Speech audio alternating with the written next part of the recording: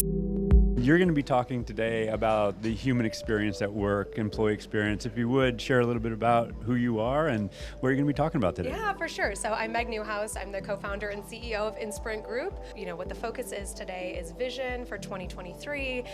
We're talking about customer experience, employee experience, the market insights, and everyone taking care of everyone else. So I'd really like to close out the day for how, when we have crises, as they always arise, how to find clarity and how to take care of ourselves in order to be able to provide for everybody else. Our internal systems haven't really evolved in the last 50,000 years.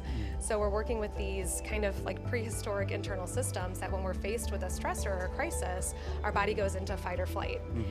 And the best way to calm that down, to trigger the opposite system, which is the parasympathetic system, is to take a deep breath.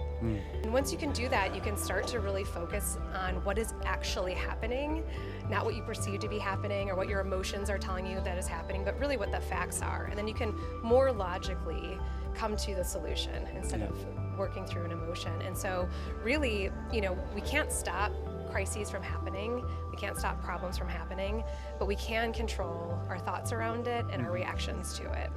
Creating the space to actually breathe and be aware of where you are and your intention and how to move forward. Is that something that you advocate for, and what are your thoughts on that? But we can't always be on. I mean, honestly, our brain really does need time to rest and digest and reset and focus. I do think that employers can support that. So something that we do at Inspirant Group at my company, we incorporate wellness into our entire culture. It isn't just a buzzword, it isn't just an event, but it's how we interact with each other.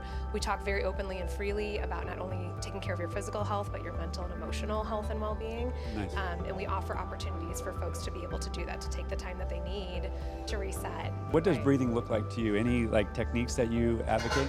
Yeah, there's a couple ways to do it. So I'm a trained yoga instructor, and that's when I really learned to find my breath. You know, what we talk about in yoga is breathing in through your nose and out through your mouth just to set yourself.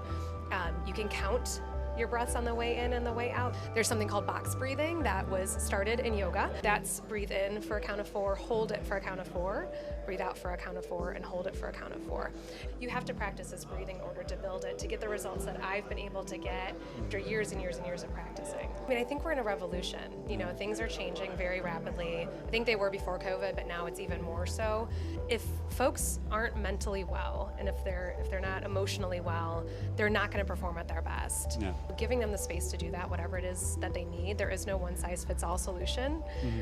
Each person needs to come to it on their own, and I think that employers have a huge opportunity to be a part of this revolution and be on the forefront of it than behind it. But find me on LinkedIn, and honestly, if you want to send me a private message, give me something that'll hook me in. I love having virtual coffees and getting to know people that way as well. Yeah. Well, Meg, thank you very much. Super thanks, appreciate Al. you. This is All right.